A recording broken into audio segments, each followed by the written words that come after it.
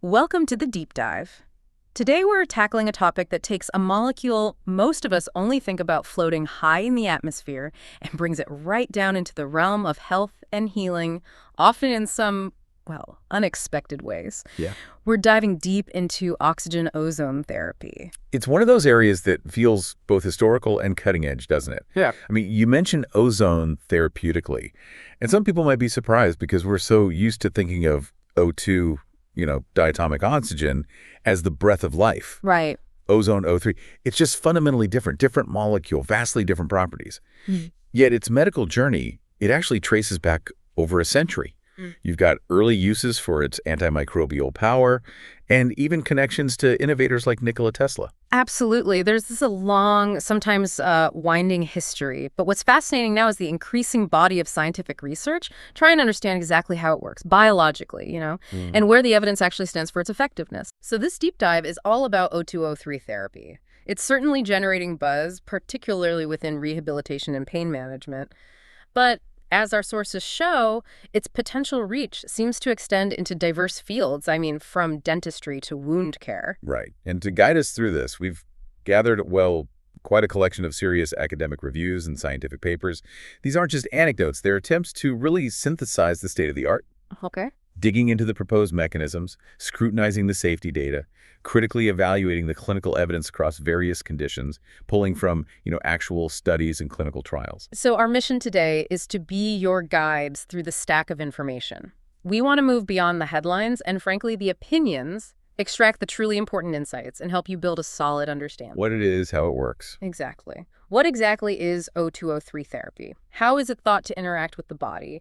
Where does the scientific evidence offer the clearest support, and where is it still emerging or maybe inconclusive, and what are the critical safety aspects? Yeah, the safety is key. Think of this as your essential briefing, maybe a shortcut to getting genuinely well-informed on a therapy that's both intriguing and, well, pretty complex. And whether you're just curious about alternative or integrative medicine approaches, maybe you're someone managing a condition like chronic back pain or osteoarthritis, or perhaps you just love uncovering the surprising ways science can harness simple elements for therapeutic gain.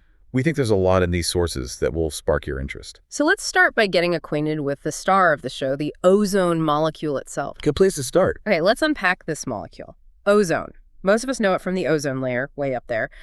But what defines it chemically, and how is that relevant to medicine? Well, at its heart, ozone is basically a simple inorganic molecule. It consists of 3 oxygen atoms bound together. That's O3. 3, not 2. Exactly. That's the key difference from the oxygen we breathe, which is O2. Just 2 oxygen atoms. And that extra oxygen atom, it gives O3 a completely different set of properties. It makes it highly reactive, for one. So it's still oxygen, just assembled differently. More energetic, maybe. Precisely. More reactive, certainly. And it was actually discovered quite a while ago, back in 1839, by a German chemist, Christian Friedrich Schönbein. Wow, that far back. Yeah. And as you mentioned, its most famous natural role is in the stratosphere, miles above us. The ozone layer there absorbs most of the sun's harmful ultraviolet UV radiation.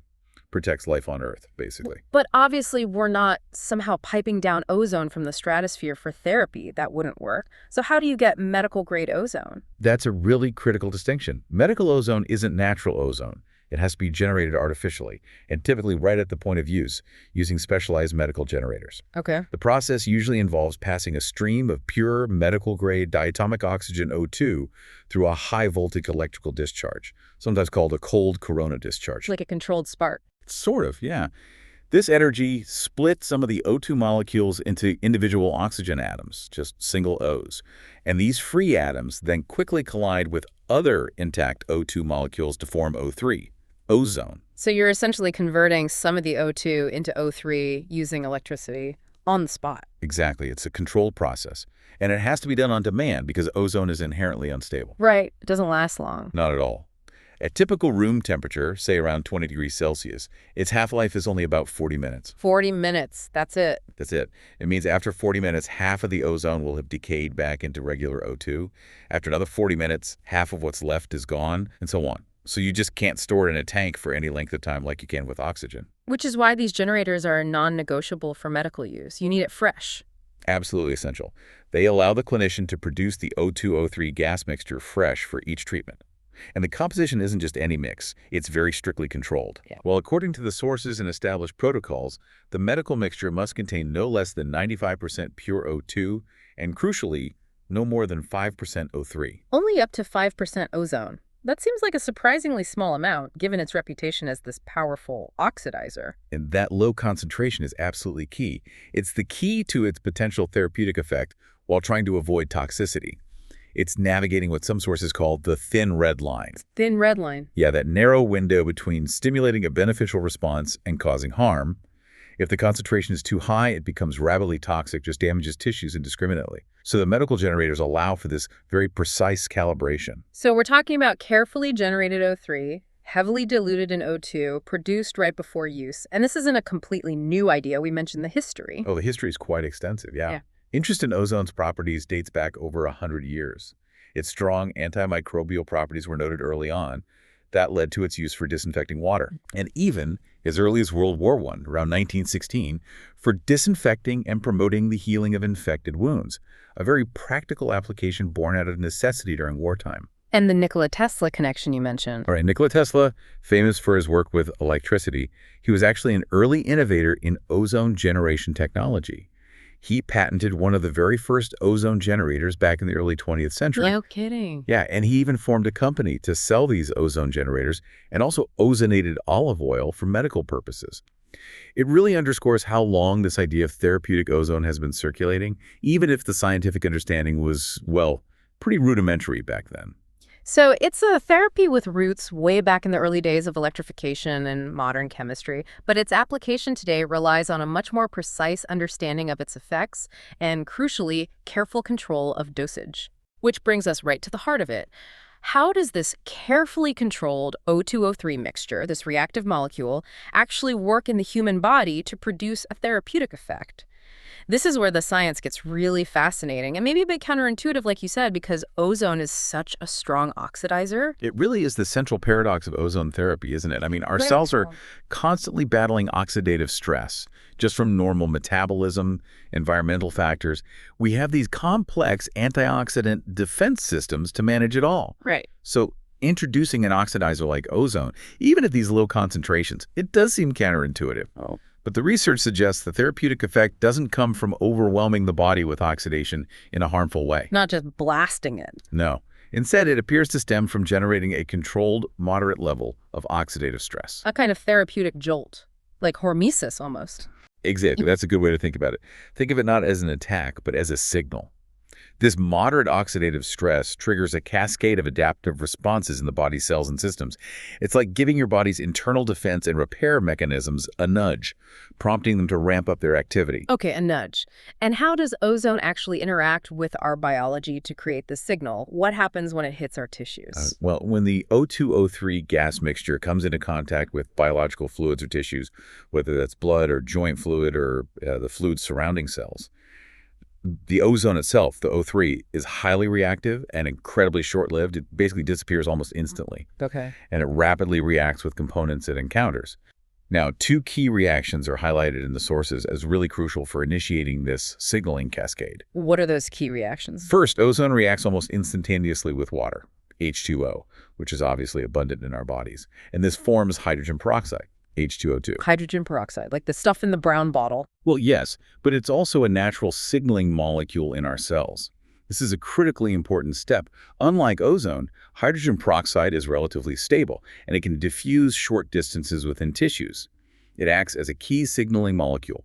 One source even calls it a fundamental ozone messenger. So ozone makes hydrogen peroxide, which then goes on to deliver the message. Precisely, that's the idea. The second key reaction is with polyunsaturated fatty acids, or PUFAs. These are integral components of our cell membranes.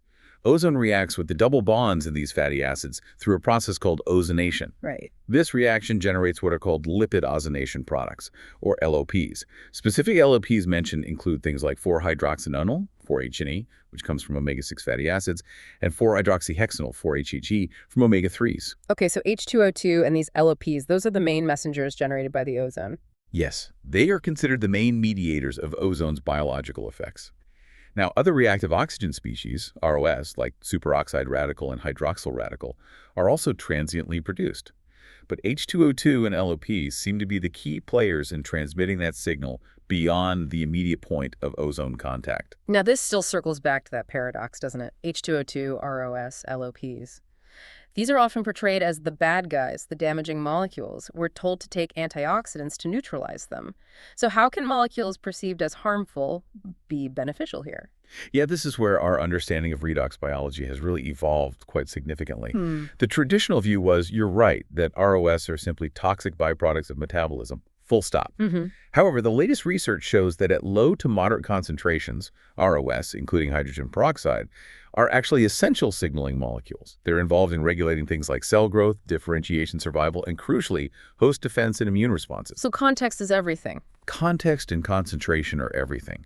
It's not about flooding the system with uncontrolled damage. It's about generating just enough of these molecules to activate specific signaling pathways that promote health and healing. But their generation has to be precisely calibrated because they are highly reactive and have a very short lifespan, just a few seconds, really. Okay, so it's about generating specific signals that the body recognizes and can respond to beneficially. How do these signals then translate into the therapeutic effects we see, particularly in areas like chronic inflammation and pain? This is where we see multiple pathways being modulated. So many musculoskeletal disorders, for example, are characterized by chronic inflammation and maybe an overactive immune response. Right. O₂O₃ therapy, by generating those H2O2 and LOP signals, appears to have significant anti-inflammatory effects. Studies indicate a direct downregulation, a turning down of crucial pro-inflammatory mediators and cytokines. Cytokines being the chemical messengers of inflammation? Exactly. The ones that amplify the inflammatory response. This includes reducing levels of things like IL-6, IL-8, and TNF-alpha. These are key drivers of chronic inflammation. So it turns down the volume on those inflammatory signals. Exactly. And at lower doses, ozone might also influence the production of prostaglandins, which are involved in inflammation and pain, modulate the release of bradykinin, another pain and inflammation mediator, and even alter the secretions from immune cells like macrophages and leukocytes to favor a more anti-inflammatory state. I've heard of NF-key as a kind of master switch for inflammation. Does ozone affect that pathway? Yes. That's a very important connection highlighted in the sources.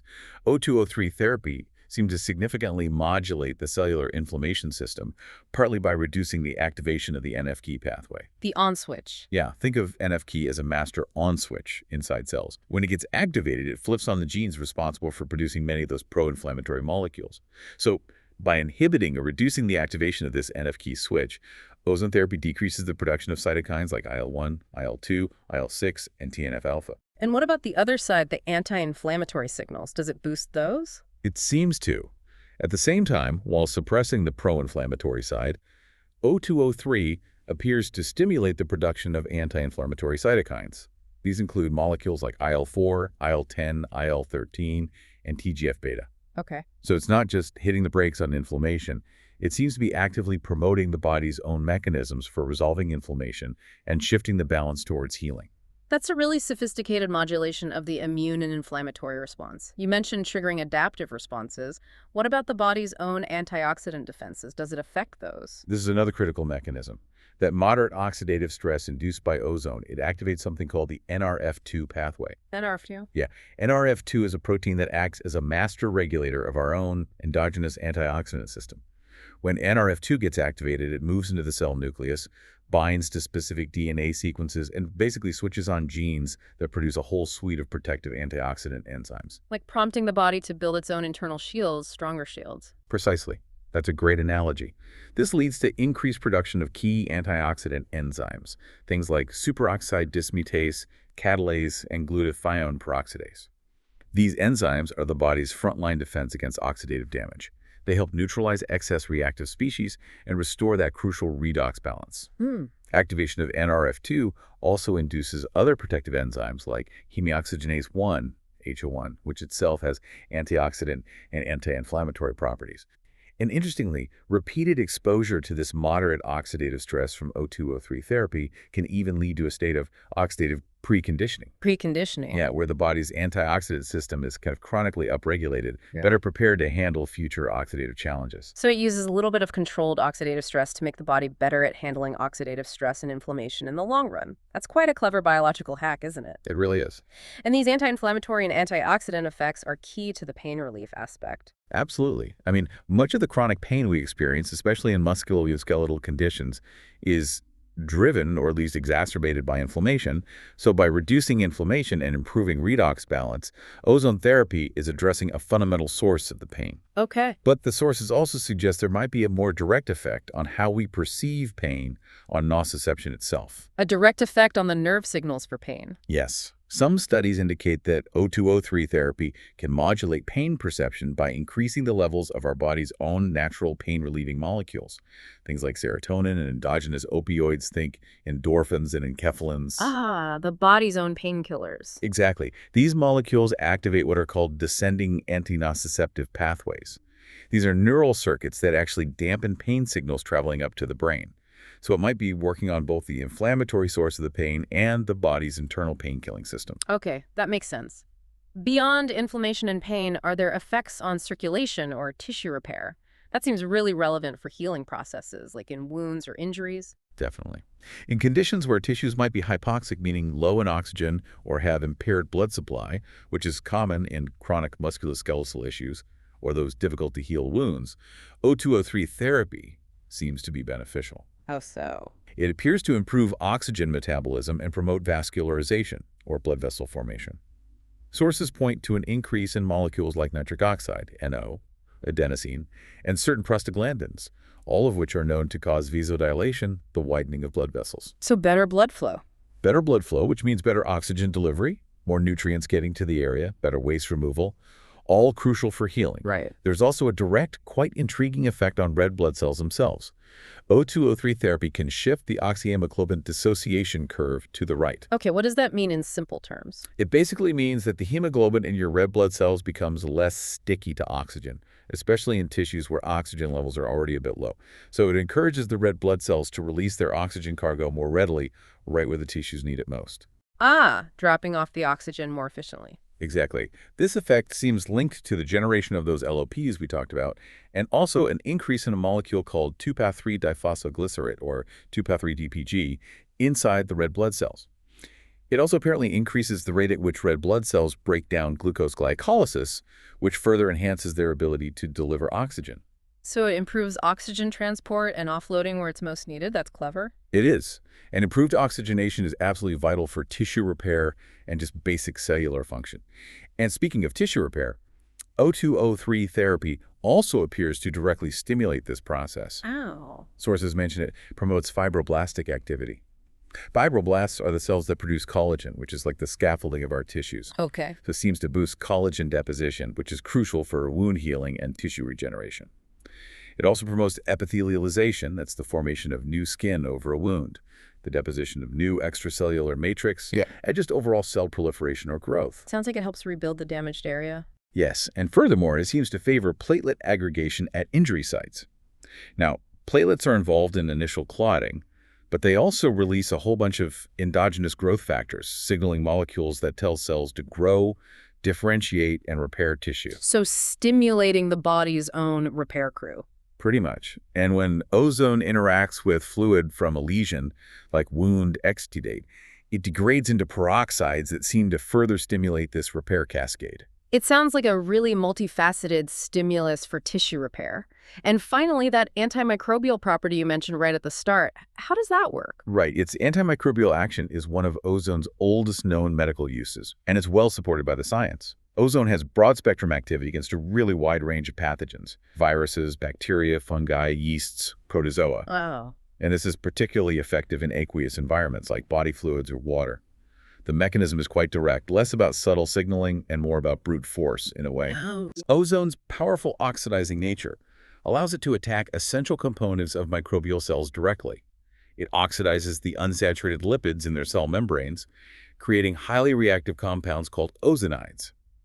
These ozonides, along with other reactive species generated, can then damage vital components inside the microbe enzymes, proteins, DNA, sulfhydryl groups, disrupting their function, Leading to... often leading to cell lysis, basically, breaking the cell apart, killing the microbe. And crucially, why doesn't it do that just as easily to our own cells? We have lipids, too. That's a great question. Human cells have a much more robust and complex antioxidant defense system compared to most microbial cells. Right. We have high levels of those enzymes we mentioned, superoxide dismutase, catalase, and molecules like glutathione. These can rapidly neutralize the reactive species generated by ozone before they cause significant widespread damage. So our defenses are stronger. Much stronger and more sophisticated.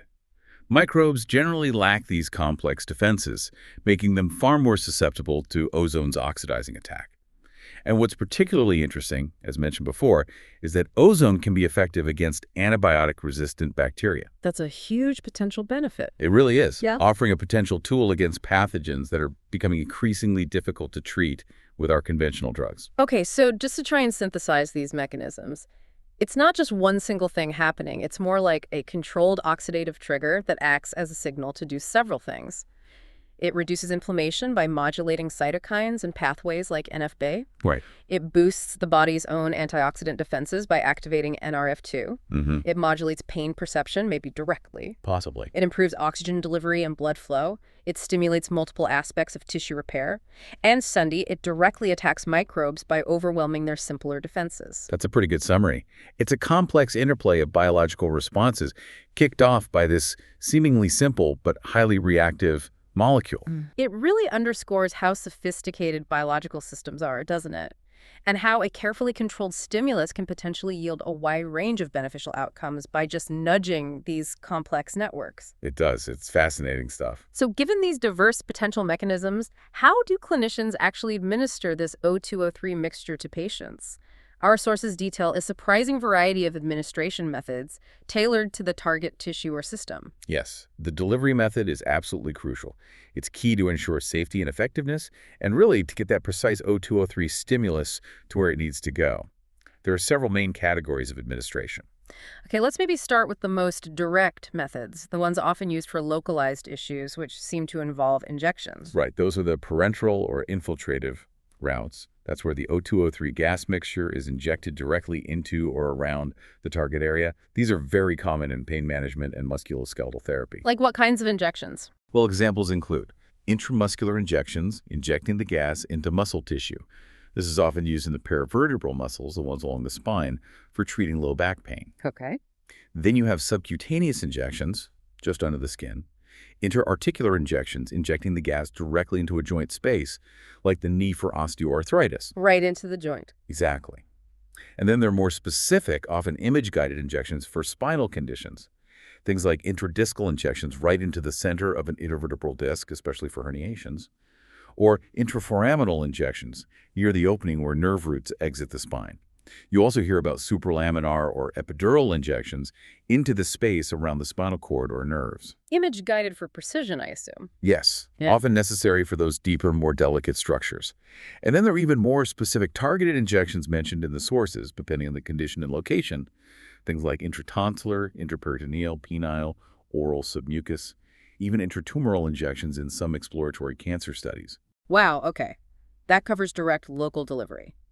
What about methods aimed at a more systemic effect influencing the whole body? Right. Systemic routes aim to allow the O₂O₃ mixture, or perhaps ozonated blood, to interact with the circulatory system or be absorbed more broadly into the body's fluids. How do they do that? The most well-known method is probably major autohemotherapy, or MAH. MAH, okay. This involves drawing a quantity of the patient's blood, maybe 50 to 200 milliliters, something like that, Mhm. mixing it with the precisely calibrated O₂O₃ gas mixture in a sterile bottle or bag outside the body. Outside the body, got it. Yes. Allowing the ozone to react with the blood components and then reinfusing that ozonated blood back into the patient's vein. So the ozone itself doesn't go directly in the vein. Correct. There's also minor autohemotherapy, or MIAH, that uses a much smaller volume of blood mixed with ozone, and it's usually injected intramuscularly, like into the buttock, rather than intravenously. Then there's a more advanced systemic method called extracorporeal blood oxygenation and ozonation, or EBU. It's a bit like dialysis.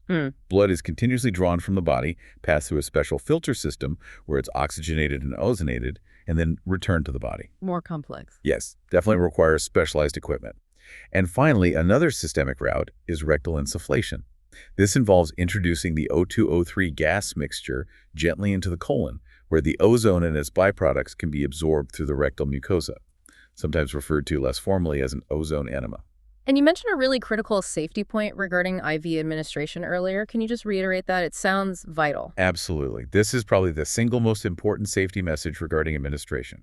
Direct intravenous injection of the O₂O₃ gas mixture itself is explicitly contraindicated and considered highly dangerous. Injecting gas directly into a vein risks creating gas bubbles in the bloodstream. These are called air emboli or gas emboli. These bubbles can travel to the lungs and cause a pulmonary embolism, which is a potentially fatal blockage of blood flow. Medical guidelines and societies like the European Society of Ozone Therapy going back to 1983 strictly prohibit this practice. So just to be crystal clear, systemic therapy involves ozonating blood outside the body, then reinfusing the liquid blood. Correct. MAH or EBO achieves systemic effects by treating the blood, but you should never inject the ozone gas itself directly into a vein, period. Understood. Yeah. Very clear. What about applying ozone topically to the skin or mucous membranes? Topical applications are also widely used and quite versatile. You have several options here too. Like what? Ozonated water is quite common. Ozone gas is bubbled through water, which then contains dissolved ozone and some of those reactive species like H2O2. This can be used as a wound wash, mouthwash, leveraging those antimicrobial properties, or for irrigation in various body cavities. Nasal passages, sinuses, ears, otological use, vagina, uterus, bladder, intravesical, or intestines. Yeah. It's also used in ozone baths, which is called balneotherapy. Okay. Then you have ozonated oils. Ozone gas is bubbled through various vegetable oils, often olive oil. The oil absorbs and seems to stabilize the ozone and the LOPs to some extent. These ozonated oils can then be applied topically to the skin for conditions like infections, skin lesions, or fungal issues. Oil holds it longer. Seems to, yeah. And the O₂O₃ gas mixture itself could be applied topically, for instance, by creating a sealed bag around a limb or a body part affected by a wound or infection. This is known as ozone bagging therapy or hyperbaric bagging. The gas is introduced into the bag surrounding the tissue. Trapping the gas around the area. Exactly. It can also be applied directly into fistulas or used for otological ear applications with special devices.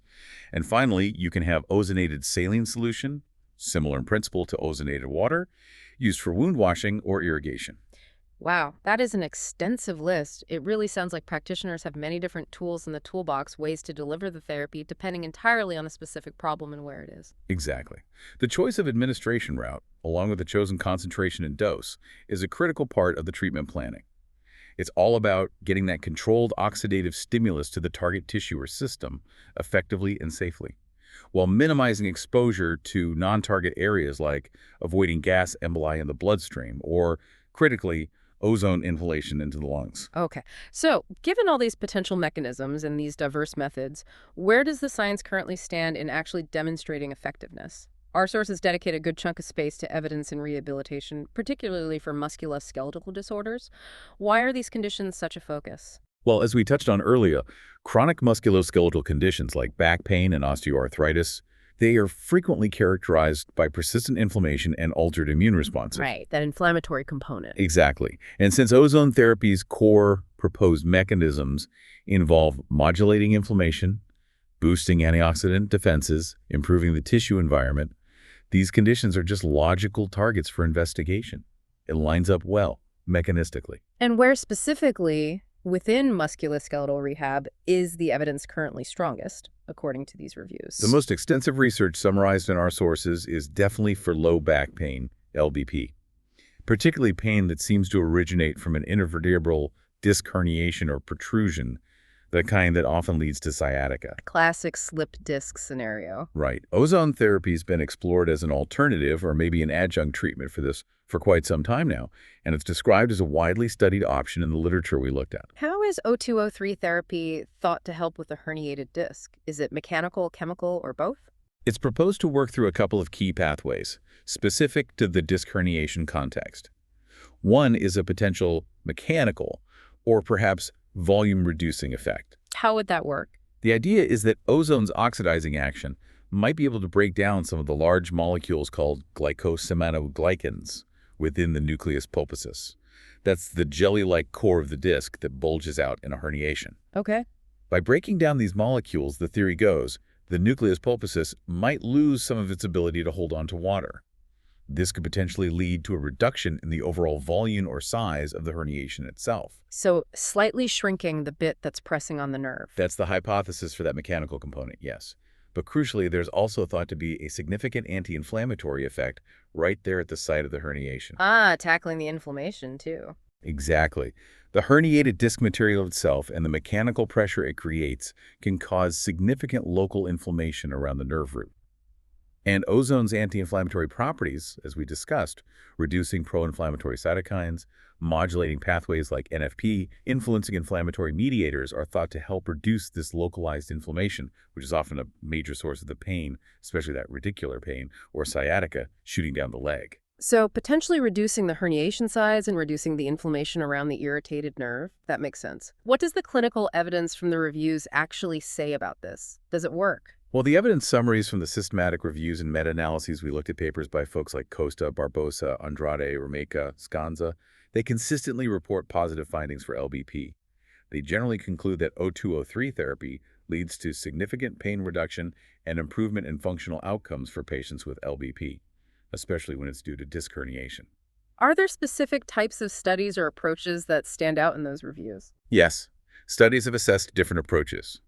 For the conservative management of disc herniation or protrusion, and even in some challenging cases like failed back surgery syndrome, positive results have been reported in studies by researchers like Muto, Biazzo, and Uskin, for example. Okay. Different injection techniques have been studied too. Everything from relatively simple intramuscular paravertebral injections alongside the spine, studied by Paoloni, to those more precise image-guided intradiscal or intraforaminal injections, assessed by Muto, Perry, Eloami, and others, which aim for pinpoint delivery right to the affected disc or nerve root. And how does O₂O₃ stack up against more conventional treatments for LBP, like steroid shots or even surgery? Yeah, this is where some of the most interesting comparative data comes in. Some studies and reviews suggest that O₂O₃ injections might actually be superior to other commonly used injections, like corticosteroids, or procedures like radiofrequency ablation for pain relief in certain LBP populations. Superior. Okay. And perhaps more strikingly, some evidence suggests non-inferiority, which basically means it's potentially just as effective when compared to microdiscectomy surgery, specifically looking at clinical outcomes like pain and functional recovery.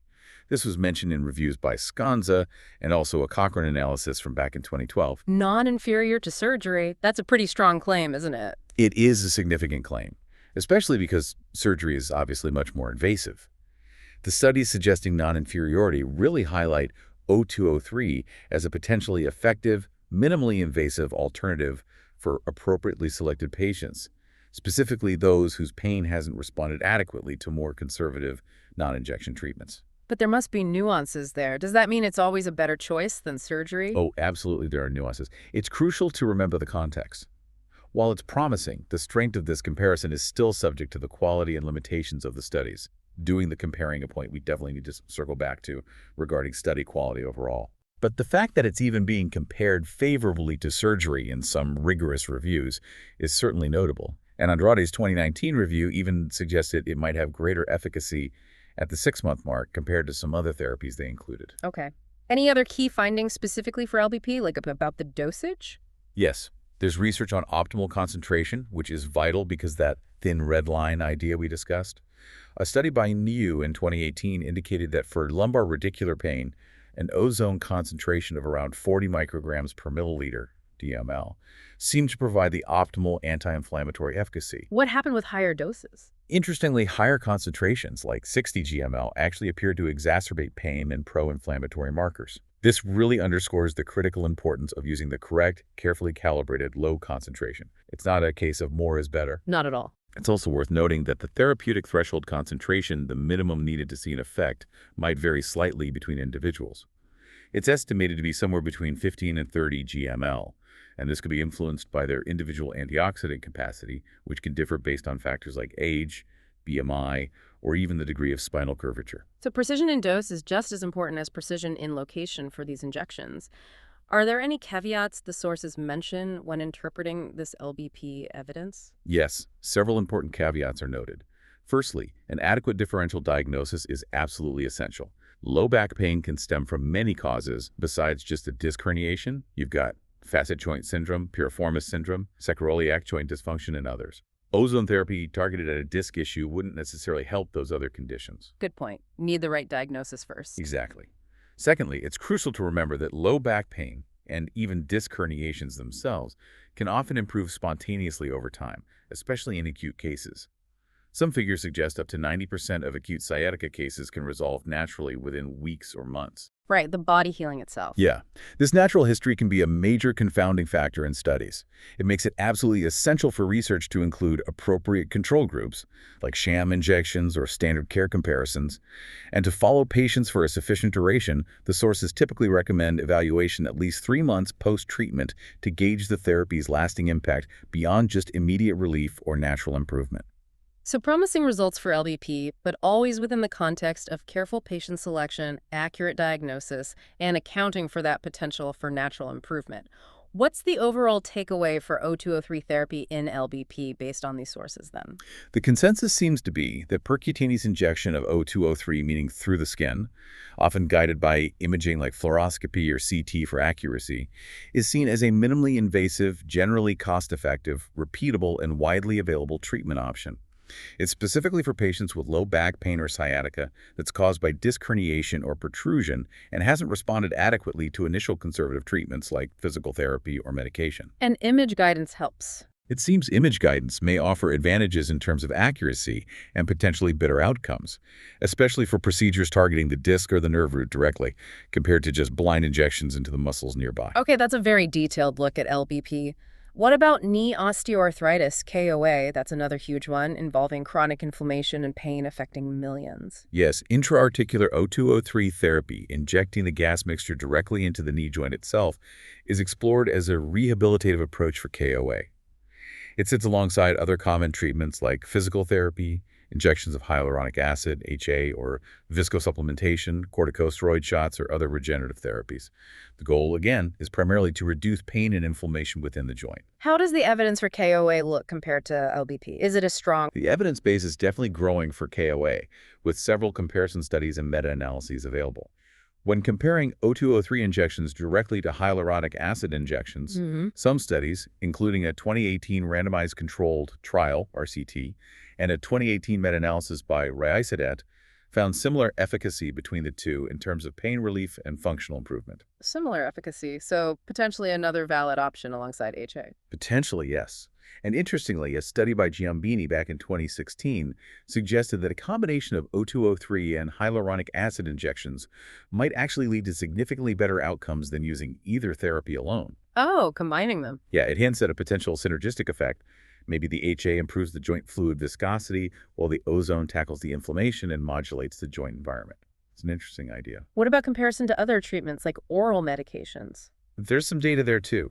Feng's 2015 study, for instance, showed greater pain reduction with intra-articular O₂O₃ compared to taking oral anti-inflammatory drugs and nutraceuticals in patients with KOA. And importantly, how does it compare to a placebo?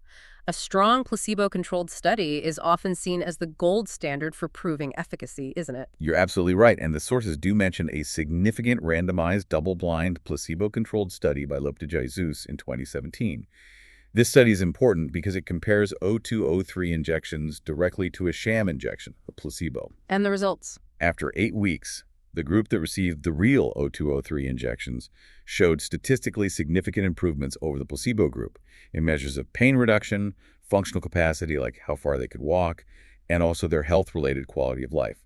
That's a strong finding from a well-designed trial. That sounds pretty convincing. What's the overall picture from the meta-analyses for KOA? Do they confirm these findings? Generally, yes. Multiple meta-analyses, including those by Raisadat 2018, Arias Vasquez 2019, Norizad 2019, and Scanza 2020, consistently report significant short-term effectiveness of intra-articular O₂O₃ therapy in reducing knee pain associated with osteoarthritis. Short-term effectiveness. How short is short-term? The pain relief is typically reported to last for about 3 to 6 months, based on those reviews. Okay. That short-term aspect is key then. Is that considered a limitation compared to other treatments? It's certainly something to consider when making treatment decisions and comparing it to other options, some of which might offer longer-term relief or address the underlying structural changes more directly. And it brings us back to the overall quality of the research in this specific area. The study quality issue again? Yes.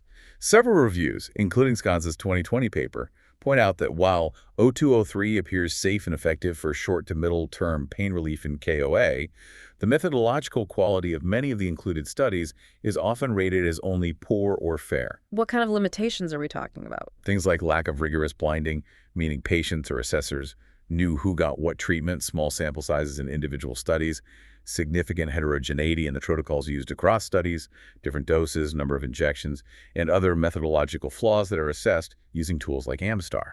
And that makes it hard to draw firm conclusions. Exactly. It means that while the results are promising, it's difficult to draw definitive high-confidence conclusions, especially when trying to say definitively if O₂O₃ is superior to, say, hyaluronic acid or corticosteroids in the long run, or to fully understand its precise place in the overall management strategy for KOA compared to all the other established therapies. So for KOA, the picture is promising short-term results, some good evidence comparing it favorably to placebo and potentially similar to HA, but the field still really needs more high-quality, large-scale studies to solidify its position and understand the longer-term effects. That's a very accurate summary based on these sources. The potential seems to be there, and the safety profile for intra-articular injection looks favorable. But more robust evidence is definitely needed to confirm long-term efficacy and precisely position it relative to all the other available treatments for knee osteoarthritis. Okay. Now, our original outline mentioned other musculoskeletal conditions like tendinopathy and fibromyalgia as keywords where O₂O₃ might be used. Did the detailed evidence summaries in the sources you reviewed for this deep dive cover those in the same depth as LBP and KOA? That's a good question. While tendinopathy and fibromyalgia were listed as areas where ozone therapy is being explored and you can find individual studies on them, the detailed summaries of the systematic review findings provided in these specific sources that we used for this deep dive primarily focused on the evidence base for low back pain and knee osteoarthritis. So the big reviews focused on LBP and KOA. Exactly. So while there may certainly be research happening on O₂O₃ therapy for those other conditions, these particular review papers did not provide comprehensive summaries of that evidence for us to discuss in the same level of detail today. Okay, good to clarify the scope of the material we're really digging into here. It's clear that LBP and KOA are currently the most robustly studied musculoskeletal applications based on these reviews. Seems that way, yes. Now, beyond musculoskeletal issues, our sources indicate that ozone therapy is being explored for a surprisingly broad range of other conditions.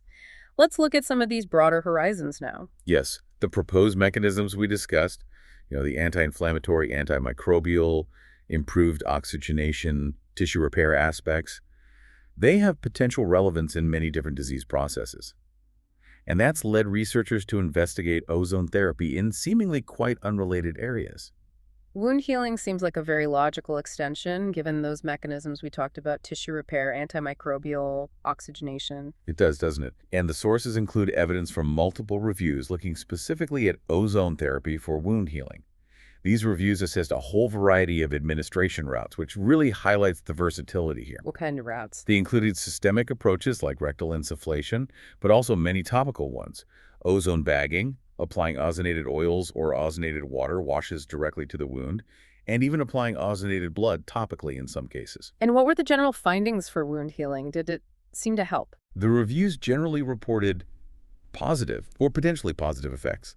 These included things like improvements in promoting complete wound closure, enhancing vascularization, getting better blood supply in the wound bed, which is critical for healing, reducing the risk of infection in the wound, decreasing scar tissue formation or adhesions, and potentially shortening the overall healing time and maybe even the duration of hospitalization, particularly for those really difficult, chronic, non-healing wounds like diabetic foot ulcers or pressure sores. Does it consistently show that it's better than conventional wound care? That's a key question. The sources suggest that while it may not always be clearly superior to standard conventional treatments in direct head-to-head comparisons, it frequently seems to lead to faster healing rates, especially in those challenging chronic wounds where conventional approaches might have stalled. So it may be an adjunct or an option when things aren't progressing? That seems to be a potential role. And an important finding noted in these wound healing reviews was the consistent report of no adverse events specifically linked to the ozone therapy applications in this context. That speaks well to its potential safety profile, when used appropriately for topical or localized wound treatment. And the mechanisms we discussed earlier promoting epithelialization, matrix deposition, cell proliferation, platelet aggregation, growth factor release, improving oxygenation, restoring blood flow, plus the direct antimicrobial action, these all seem to align pretty well with the observed benefits in wound healing, don't they? Exactly. The proposed biological effects line up very nicely with the clinical outcomes being reported for wound care in these reviews. Okay. What about infectious diseases more broadly? You mentioned its general antimicrobial properties being quite potent. Right. The broad-spectrum antimicrobial effect of ozone, particularly in aqueous environments where it can directly attack microbial cell components, that's pretty well established at a fundamental level. It's known to be effective against a wide range of bacteria, viruses, and fungi, even including some of those troublesome antibiotic-resistant strains. So the potential is there. What about clinical application in specific systemic infections? Is that being explored? It is an area of investigation, yes. And the sources specifically mentioned COVID-19, obviously a huge area of interest recently. What did the review say about ozone therapy for that? Yes. One review specifically examined the evidence for ozone therapy in COVID-19 patients. In those studies, it was typically administered via systemic routes like MAH or maybe EBO. Did it help? Well, the review concluded that the evidence was, frankly, inconclusive. The studies available at the time the review was done were noted as having critically low confidence levels, according to the methodological quality assessment tools used. Critically low confidence. So basically, you can't trust the results. It means it's very difficult to draw firm conclusions about effectiveness based on that data. There were too many potential biases or limitations in the study designs. So not enough solid evidence yet, despite maybe some biological plausibility. Correct. The potential roles were postulated based on ozone's known mechanisms, potential antiviral effects against SARS-CoV-2 itself, its oxygenating properties, which could be relevant for patients with respiratory distress, its anti-inflammatory effects against that cytokine storm seen in severe COVID, and its role in normalizing redox balance, which can get thrown off during viral infections. Right. But the actual clinical proof, demonstrated in rigorous trials, was clearly noted as needing to be built before any definitive statements could be made about its efficacy for COVID-19. So promising biologically perhaps, but clinically unproven for COVID-19 based on the available reviewed evidence. Got it. What about cancer? That's another really complex disease where immune function and oxidative stress are relevant, but feels like a very different kind of application. It does. Ozone therapy has been explored, usually as an adjunctive treatment alongside conventional cancer therapies. But according to our sources, the evidence here is currently very limited and also inconclusive. How limited? Only a single review focusing on this area was mentioned in the material we looked at, and it was also rated as having critically low confidence. So, similar situation to the COVID-19 evidence review. What kind of approaches were assessed in those cancer studies? The focus seemed to be primarily on intratumoral administration, injecting the ozone gas mixture directly into or near a tumor, often used alongside standard treatments like chemotherapy. Injecting into the tumor itself. Yes. The outcomes reported in the few studies that were reviewed were quite mixed. Sometimes they showed signs of tumor aggression or decreased metastasis or reduced cell proliferation or evidence of direct tumor cell damage. But it wasn't consistent or definitive. And were there side effects noted specifically in that context? Yes. With intratumoral injection, potential side effects were reported. Things like infection at the catheter insertion site, if a catheter was used for repeated delivery, or sometimes hemorrhage or bleeding at the injection site. The theoretical mechanisms being explored for cancer treatment include things like the oxygenating effect, the idea being that increasing oxygen levels in a tumor, which are often hypoxic or low in oxygen, could potentially make radiotherapy more effective. Ah, radiosensitization. Right. And also its immune modulation properties, potentially stimulating some kind of anti-tumor immune response. But as the sources really emphasize, strong clinical evidence to support these theories and actually demonstrate efficacy and safety in cancer treatment settings is still lacking. Much more preclinical research and, importantly, much more rigorous clinical trials are needed before any real conclusions can be drawn here. It really sounds like for cancer, it's very, very early days in terms of solid scientific backing for ozone therapy. That's the clear message from the reviews we consulted. The research is mostly exploratory at this stage, certainly not conclusive. Okay. Moving to a completely different field again, dentistry was mentioned. How is ozone therapy used in the mouth? That seems like an accessible area. Dentistry is definitely an area where ozone therapy seems to be gaining some acceptance. It's even recognized as a valid dental procedure in some countries, like Brazil, apparently.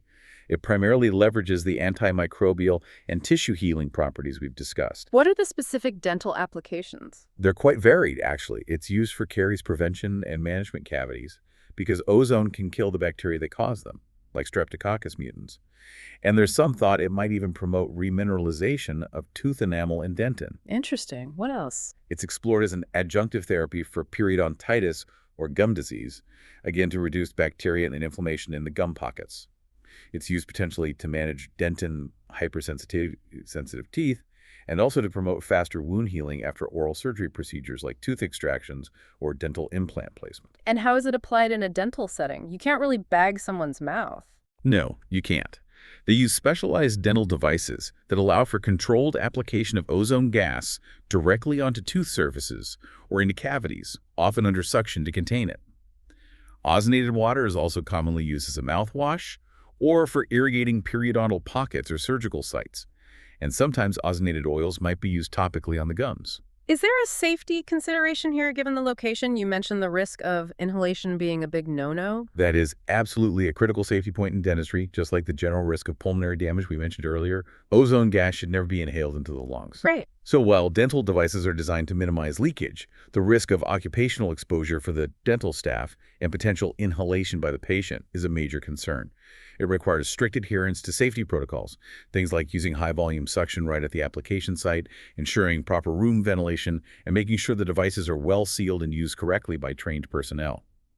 The respiratory tract is particularly vulnerable because its antioxidant defenses are relatively low compared to other tissues. So, effective application in dentistry requires not only targeting the treatment area accurately, but also meticulous safety measures to prevent anyone breathing the ozone gas in.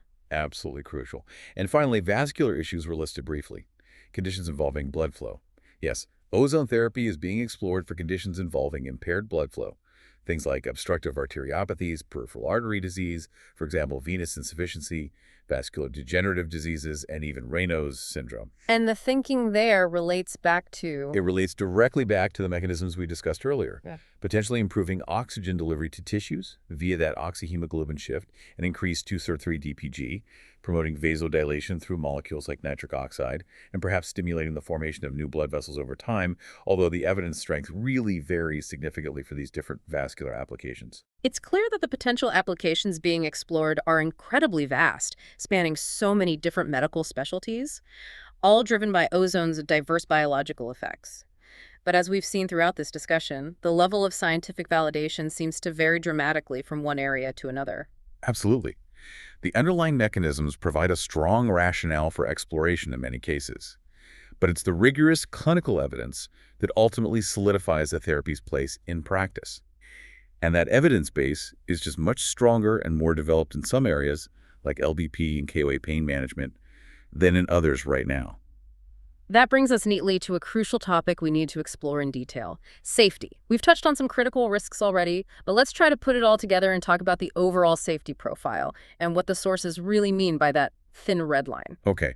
Overall, the message from the sources is that when used correctly, meaning following established protocols, using the proper low concentrations mixed with pure oxygen, and administered by trained personnel O₂O₃ therapy, is often reported as having a generally good safety profile with minimal side effects. What kind of side effects are typically reported when they do occur? Are they serious? Usually not.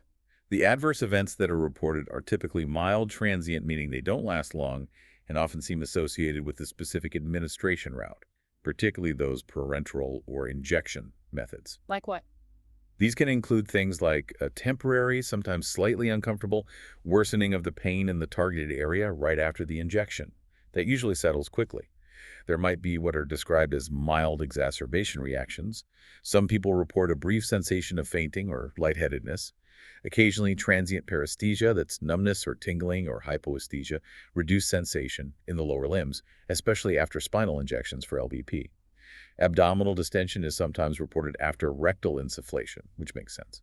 And of course, as with any injection or procedure involving breaking the skin, there's always a small general risk of infection at the injection or insertion site. So generally minor and temporary discomforts, mostly linked to the local procedure itself. But then there are those really significant risks you mentioned if it's used incorrectly. Let's just hammer those home again because they sound critically important.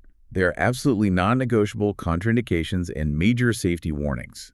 There are two primary ways O₂O₃ therapy can become downright dangerous. Okay, number one. First and foremost is direct intravenous injection of the O₂O₃ gas mixture. We mentioned it before, but it bears repeating. This is absolutely prohibited, forbidden.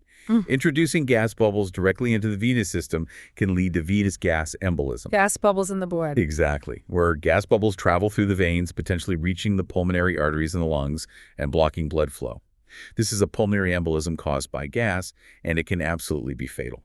This is precisely why systemic administration relies on methods like MAH or EBO, where the blood is treated outside the body, and the reinfused product is liquid blood, not gas.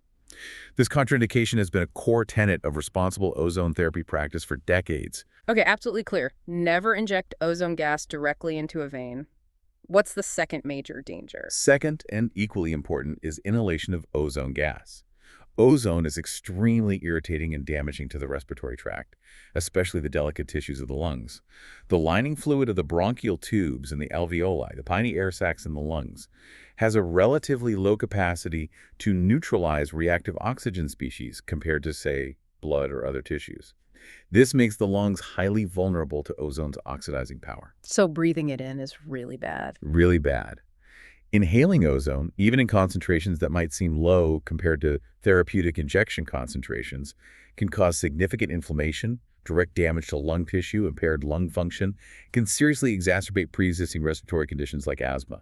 You should never be able to smell ozone during a treatment session. If you can smell that distinct, sharp, almost metallic odor, it means ozone gas is escaping into the room air, and there's an inhalation risk that needs to be addressed immediately. This is why those dental applications require such stringent safety protocols with suction and ventilation. So, to be crystal clear again, never inject ozone gas directly into a vein, and never inhale ozone gas. These are the absolute major red flags for safety. Precisely. They represent crossing that line from potential therapeutic application into significant, potentially life-threatening harm. And that concept of the thin red line also applies to the concentration used, even within the supposedly therapeutic range. Remember that LBP research suggesting higher concentrations could actually be pro-inflammatory. Right, more wasn't better. Exactly. So it's not just about avoiding outright toxicity, but also about finding that optimal stimulating dose that triggers the beneficial responses without causing counterproductive inflammation or damage. This reinforces the absolute need for high-quality, medical-grade ozone generators that can reliably produce the precise, low concentration required, and for practitioners to be properly trained and adhere strictly to the specific administration techniques and protocols for the condition being treated. Makes sense. Beyond these administration-specific risks, are there certain patient populations or existing medical conditions where ozone therapy should simply not be used at all? Any absolute contraindications? Yes, the sources list several conditions that are generally considered contraindications, where administering O₂O₃ therapy is not recommended due to potential risks or interference with the patient's current health status or other treatments. What conditions are those? These typically include acute alcohol intoxication, a recent myocardial infarction or heart attack, active hemorrhage or bleeding from any organ, as ozone can potentially influence clotting pathways. Pregnancy is generally contraindicated due to lack of safety data and potential impact. Uncontrolled hyperthyroidism, possibly because ozone might stimulate metabolism. Severe thrombocytopenia, which is a very low platelet count relating back to potential bleeding risks. Severe anemia might also be listed, perhaps related to oxygen carrying capacity concerns. And finally, although it's considered very rare, a documented allergy specifically to ozone. That's a comprehensive list. It really underscores that while the therapy seems to have a generally favorable safety profile when used correctly, it absolutely requires careful patient screening beforehand and a skilled practitioner who thoroughly understands the proper procedures, the risks, and these critical contraindications. Absolutely. The emphasis on calibration of the ozone concentration and strict adherence to validated protocols is paramount for ensuring both safety and effectiveness.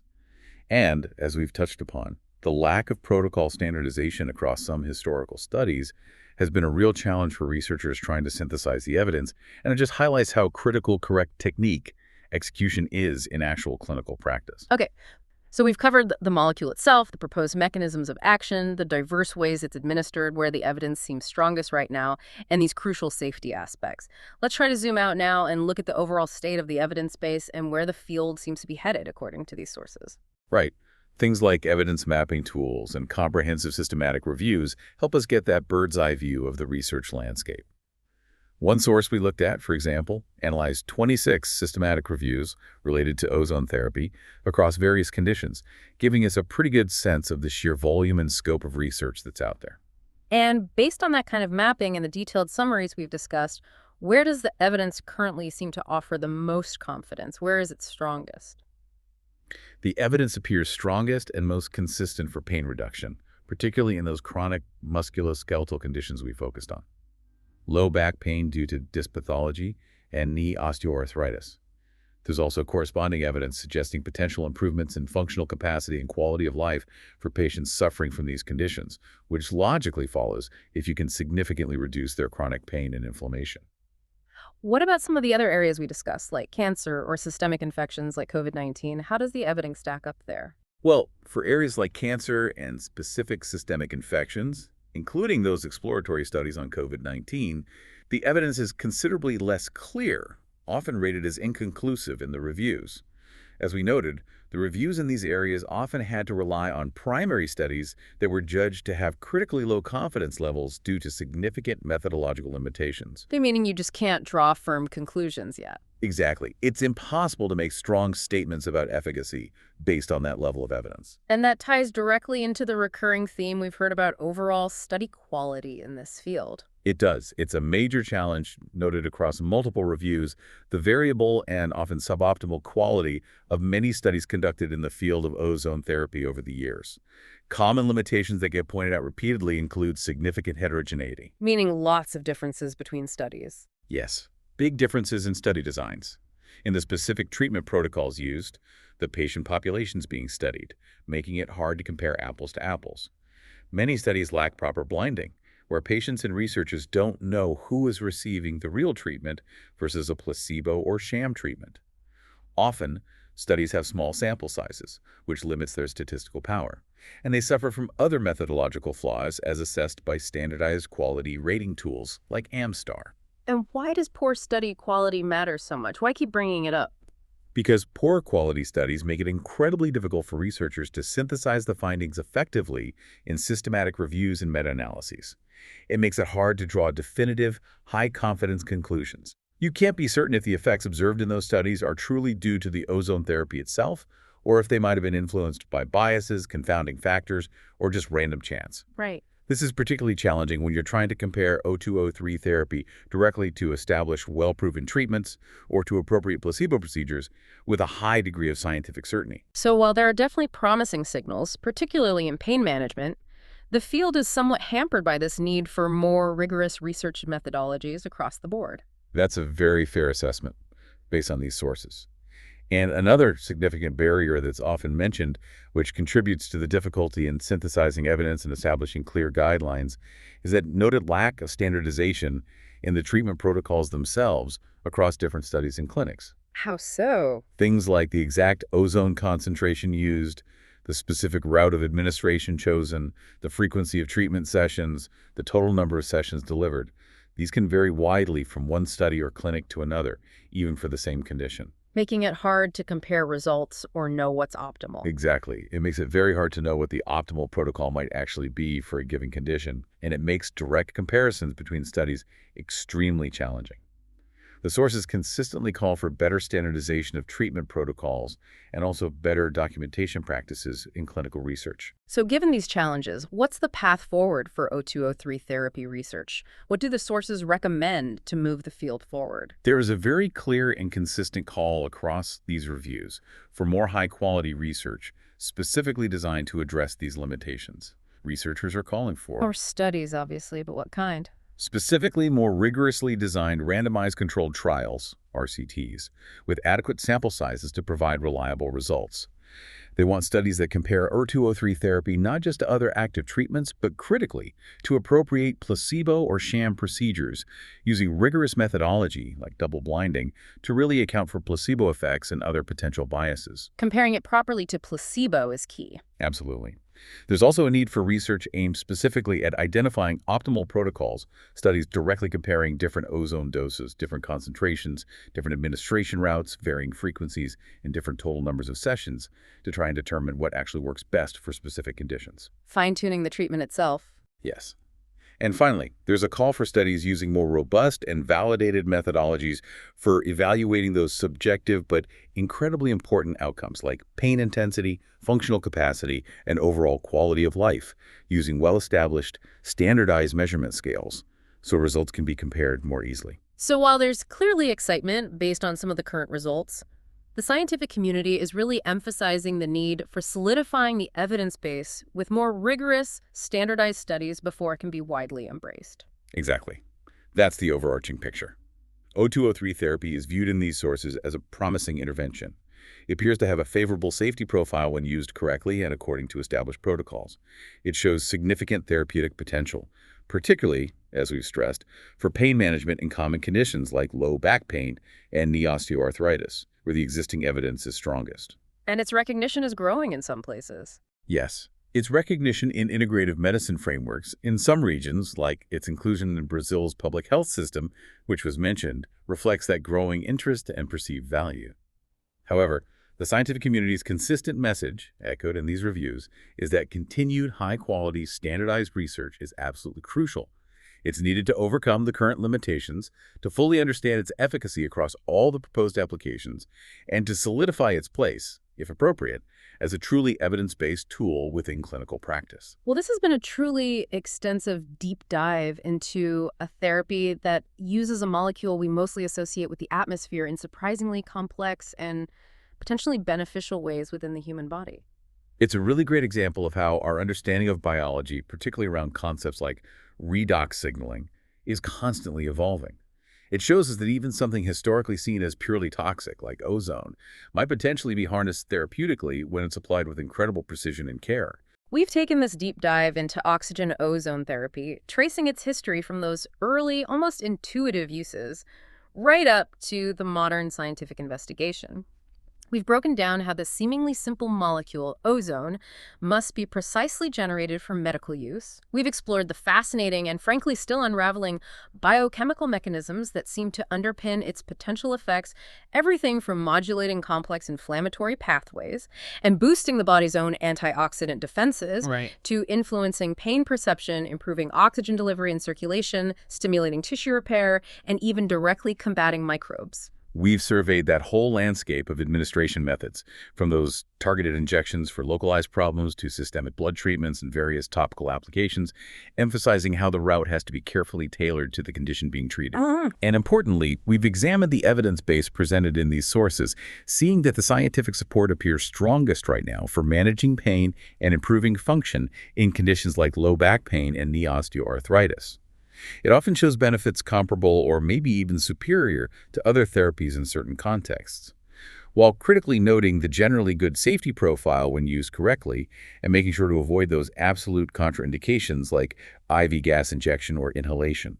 We also touched on its promising but maybe less firmly established roles in areas like wound healing, perhaps infection management, and dentistry, while clearly pointing out the limited and often inconclusive evidence in areas like cancer treatment based on the current reviews. The science is definitely progressing, and it seems driven by a better understanding of those underlying biological mechanisms. But as is often the case with therapies that are on the cutting edge or maybe sit slightly outside the mainstream, there's that clearly recognized need for more high-quality, standardized research. It's needed to overcome the existing limitations, to fully validate its efficacy across all the proposed uses, and to establish definitive protocols that can be widely adopted with high confidence. So for you listening to this, understanding O₂O₃ therapy adds another layer, another perspective perhaps, on the range of potential treatments available, especially for those chronic pain and inflammatory conditions that are just so prevalent in our society. Yeah. It highlights how natural compounds, even reactive ones like ozone, can potentially be leveraged therapeutically. But it also powerfully underscores the critical importance of rigorous scientific evaluation, of developing standardized protocols, and always maintaining that careful balance between potential benefit and known risks when bringing any therapy, new or old, into mainstream practice. It really comes down to making informed decisions, doesn't it?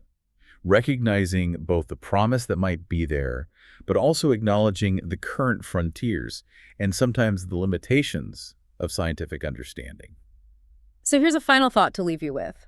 Considering its relatively low cost, especially compared to some complex biologic drugs or surgical interventions, its apparently favorable safety profile when used correctly, and the demonstrated potential in areas like pain management that significantly impact so many people's lives. Could standardized and rigorously studied oxygen ozone therapy eventually become a much more widely accepted and integrated tool within our healthcare systems? What would it truly take for the scientific community, regulators, and clinicians to move from acknowledging promising potential to making widespread, high-confidence recommendations that are accepted across medical disciplines? It's a thought worth mulling over as we continue to explore the ever-evolving landscape of medicine and therapy.